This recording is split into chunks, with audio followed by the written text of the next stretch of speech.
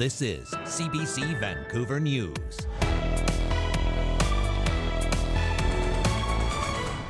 Without that agreement with the Greens in place, they may end up having to slow this process down.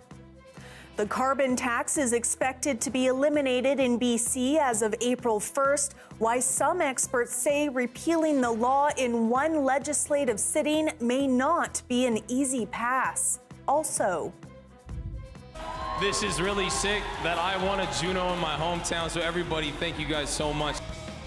the 2025 Juno Awards have wrapped up in Vancouver. We'll bring you the highlights from the Canadian star-studded event, shining a spotlight on some of BC's homegrown talent. Also, I'm glad to see him finally get a second chance at life. after months of rehabilitation, the heartwarming moment, Wilson the Canada goose is released back into the wild. Hello, I'm Janella Hamilton. Thanks for joining us.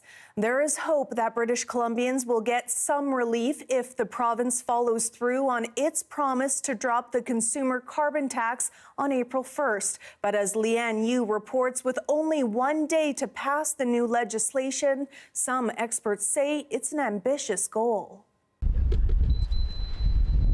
Yes, of course, I'm looking forward to gas prices coming down. Yeah, cheaper gas would be nice. If you've been waiting patiently to pump gas at a cheaper price on April 1st, when the consumer carbon tax is set to be removed, you may need to pump the brakes instead. Repealing the consumer carbon tax is going to have some kind of a concrete plan to replace it, and that's going to be harder to do on this short timeline. On Monday, the BC NDP is tabling legislation to completely scrap the provincial consumer-facing carbon tax, which is projected to drop gas prices about 17 cents a litre. Prime Minister Mark Carney is also expected to repeal the tax on a federal level by Tuesday. But at the provincial level, some challenges may lie ahead. The pressure for BC's government is to pass the carbon tax legislation on Monday to repeal it by Tuesday, April 1st. MLAs are set to sit until 9 p.m. so they could debate it and pass it all in one day. But the three provincial parties are not all aligned. We don't support legislation that only deals with a part of the problem. The BC Greens say they want to see an alternative to the carbon tax, one that would cover lost revenue and help fight climate emergency. We've often recommended increases to the industrial carbon tax, but we have to see what the government proposes. Our main concern right now is we're not hearing the full plan. Meanwhile, the BC Conservatives say they do not want to see the cost passed on to industry. Party leader John Rustad says he will only support the legislation if it entirely repeals the carbon tax, for industry too. But that's not what Premier David Eby is proposing. So far, he says, just the consumer portion will be removed. And if David Eby is just going to pass this tax on to industry and hide it for consumers, no, we won't support it. But if he's honestly going to be getting rid of the consumer tax for consumers, yes, of course, that's what we want to see happen. Press predicts it could be a heated debate in Monday's legislature. If both Conservatives and Greens end up opposing the motion, while the NDP could, in theory, push something through and do so in a day or two, it gets considerably more messy and unpredictable. And so I think without that agreement with the Greens in place, they may end up having to slow this process down. Press says it may come down to the Speaker having to cast a tie-breaking vote. Leanne Yu, CBC News, Vancouver.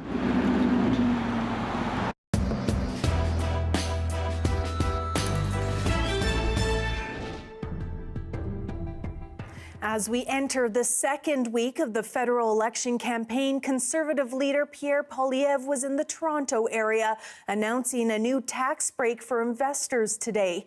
Poilievre is pledging a measure to stop collecting the capital gains tax on profits that are reinvested in Canada. But he faced questions about criticism from other Conservatives that his campaign is not adequately focused on Donald Trump's provocations. Today, we are standing up to the Americans with a Canada First reinvestment tax cut that will bring tens, if not hundreds of billions of dollars of investment into our economy to create an economic fortress against the unjustified and unfair threats of Donald Trump. Poilievre has insisted from the campaign's onset that his platform of development and tax cuts and the jump-started economy, he says, will result in the best defense against Trump policies. Meanwhile, here in BC, NDP leader Jagmeet Singh made his pitch to first-time home buyers. The plan would allow people who qualify for a mortgage to apply for low-interest loans from the federal government. But he, too, found himself on the defensive, facing questions about discouraging poll results. He responded by listing what he described as NDP victories in the last session. You know, those things that we're really proud of, the things that the Liberals might be bragging about, we actually made those things happen. You know, dental care, we made happen. Pharmacare, we made happen. Anti-scab legislation, we made happen. Multiple polls suggest the Liberal resurgence in popularity has been achieved in large part at the NDP's expense. As the federal government considers placing counter tariffs on books printed in the U.S., BC booksellers and librarians say they are worried the measure will cause more harm than good. Does contravene an international agreement that essentially protects books and cultural materials from tariffs like this. So I was surprised to first hear that the U.S. was going to tariff books going in, and that Canada was going to also tariff books coming into this country. Gorman says counter tariffs could increase the cost of books by 5 to 20%, a cost that would be then passed on to customers. He hopes at the very least any tariffs will inspire readers and retailers to support more Canadian published books. The province has appointed a special mediator to help resolve a months-long labor dispute disrupting vital ferry service across Kootenay Lake. In a last-ditch effort to end the strike, the BC government is bringing in veteran labor mediator Vince Reddy.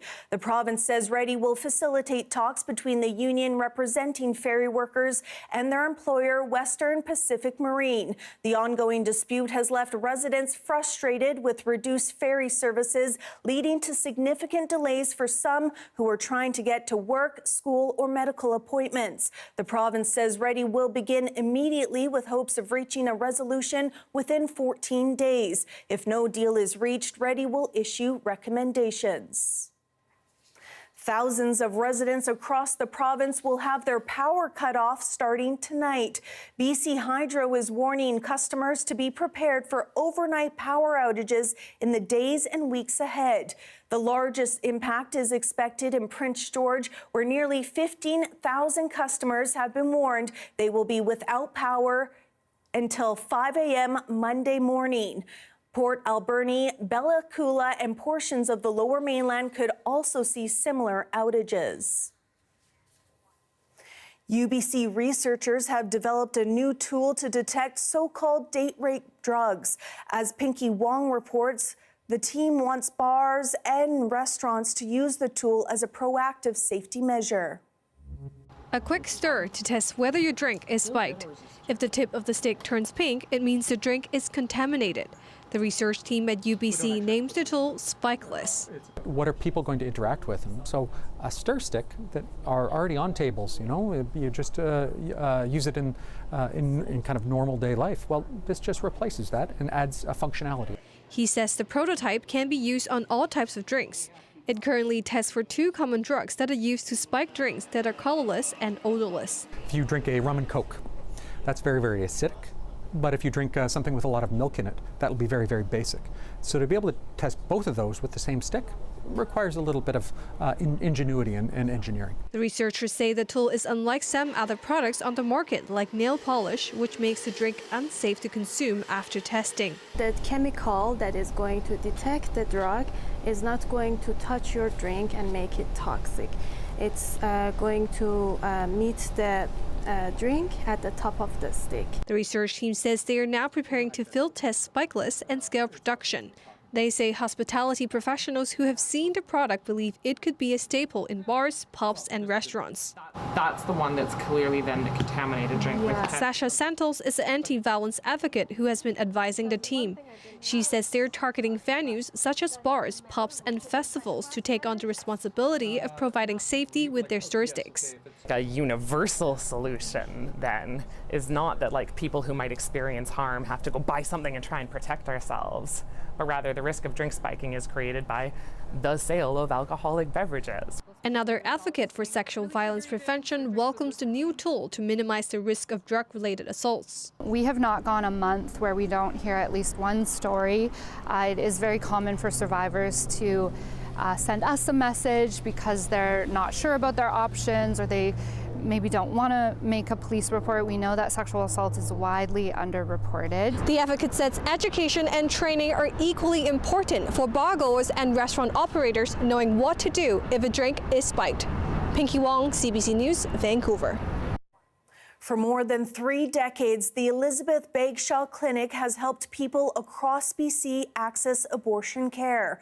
Now, the Vancouver-based clinic says it's shutting down due to changes to the province's healthcare system and funding uncertainty. Shaurya Chhetri has the story. Inside this building is one of the few clinics in Vancouver that provides abortion and reproductive health services. There's 2 other freestanding abortion clinics, one freestanding surgical clinic, and then our local hospital clinic care program at BC Women's. Since 1989, the Elizabeth Bagshaw Clinic at West Broadway has been treating thousands of patients from across BC each year. But soon, the clinic's doors will close for good. Dr. Renee Hall is one of the clinic's longtime physicians. We're just absolutely devastated by the loss. All of the doctors and the staff are reeling. Some people have been working there for 35 years. In a statement, the clinic's board says changes to the provincial healthcare system, including Vancouver Coastal Health's plan to consolidate reproductive services into a new single-site model, has created an uncertain future. The board also pointing out to the clinic's upcoming lease expiry and only 1 year of confirmed funding. Vancouver Coastal Health says it is considering consolidating the 3 clinics it currently funds, a move aimed at increasing capacity, ensuring financial sustainability, and meeting current demand. But some worry about what the clinic's closure could mean for those who need its services. We want to move in the direction of having more options for people and more access to care, and this is obviously going in the opposite direction. Fast says many of her patients come from as far as Surrey and Abbotsford. There are massive sort of deserts of care across the province. What we need is a capital investment in reproductive health care. In the meantime, the health authority says it's working with the clinic to make sure there is no disruption in care. The Minister of Health acknowledges the closure and says it's committed to abortion access. Protecting access to abortion services is a key priority, and ensuring that nobody loses services will continue to remain a priority. I know that Vancouver Coastal Health is working closely with the clinic and with other clinics, and I can assure people that there will be no stop or ending of that access. The Elizabeth Bagshaw Clinic is set to shut down on June 30th. Shaurya Chhetri, CBC News, Vancouver. Demolition of the former Howard Johnson Harborside Hotel in Nanaimo is underway. It comes months after the land was transferred to the Nanaimo First Nation, who will oversee development of the area. Claire Palmer has more. A sight for sore eyes coming down at last, to the relief of passers-by. It's an eyesore, and it's right downtown, and it's so pretty down at Sutton Vale, and it will be a great addition to the downtown core. Also excited to see that something's happening there and it's being torn down. Yeah, honestly, I didn't know much about it when it was actually a building, because I'm not old enough to know.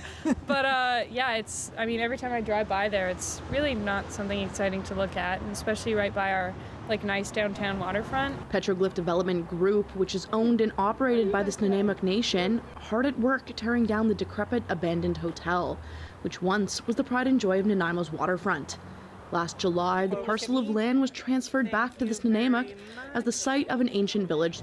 To follow through and bring this across the finish line for our people is very, very happy day for us. Prior to that, the site had been slated for development by the city, which the nation opposed.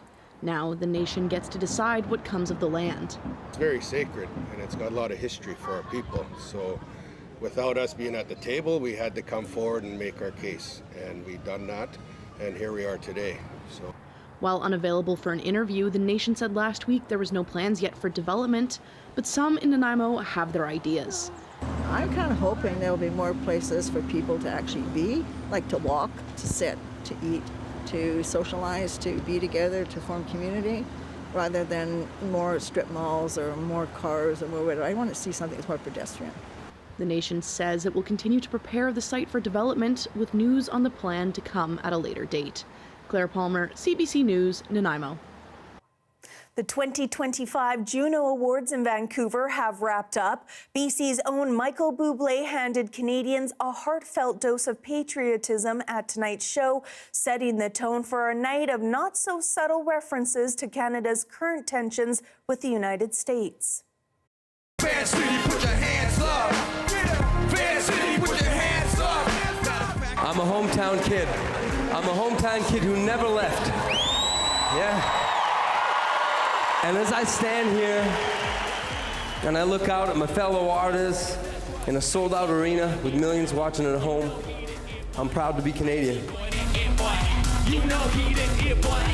IT boy, the it boy. You know he the it boy. The TikTok Juno Fan Choice Award goes to Baby No Money! This is really sick that I won a Juno in my hometown, so everybody, thank you guys so much. I love you all very much.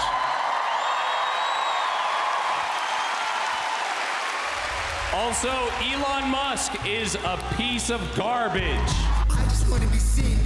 I just want you to feel what it feels like to be me. I got riders with me, they ride or die. Freedom riders make it feel alive. Send prayers up, being prioritized by brown eyes. Tell no lies. So baby boy, you worth it. Baby girl, you worth it. Part of the new Vancouver Rise team, and as a girl dad who loves soccer, I'm just so happy about what you guys are doing. Thank you. We're thinking you should bring your daughters to the opening match. Okay, yes! Deal. The opening match. What day is it? When is April 16th, right here in Vancouver against Calgary. We're going to kick their butt.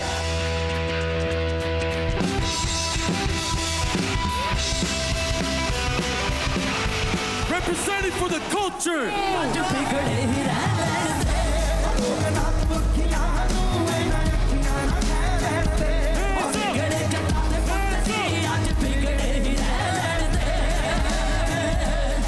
We are the greatest nation on earth.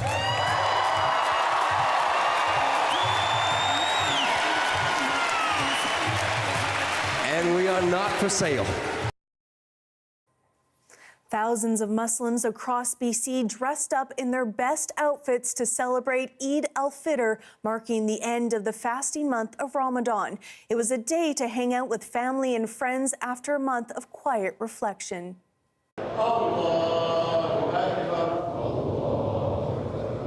So everyone comes, dresses up, looks good, in good spirit. We give money to the poor, we give food to people who need it, and enjoying a beautiful day in downtown Vancouver. We're happy, like everyone is here celebrating, yeah. And we want to live in harmony, wish everyone well. So I guess, less wars, more love. Yeah. But it's a must-see event. I mean, obviously you can see everybody here, and there are lots of people. Everybody is celebrating Eid here. So we don't eat for around, I'd say, like 14, 16 hours. And at the end of the day, we finish our fast. We've done this for 30 days straight, big celebration for us. Peace for everybody in the world.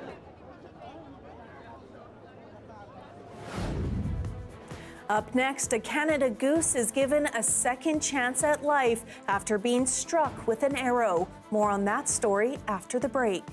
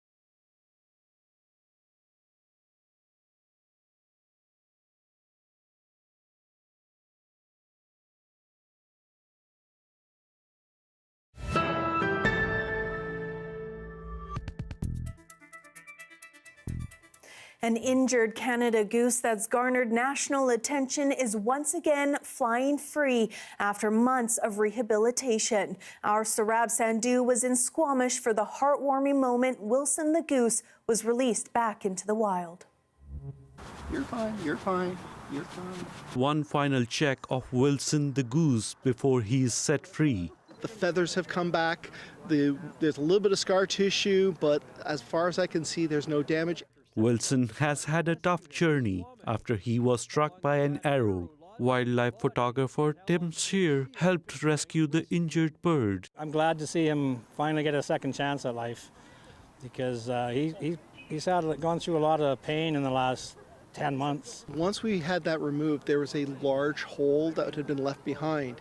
And that was the big fear, was that this hole would continue to putrefy and become an abscess and that the recovery would be delayed. Wilson's resilience has led to a full recovery. Since the surgery, he has been healing from his injuries at a wildlife rescue center, where staff say, Right off the bat, he was very feisty, a lot of energy, didn't like any of us very much, just like any other goose. But he had, I would say, more energy than the average, considering what he'd been through.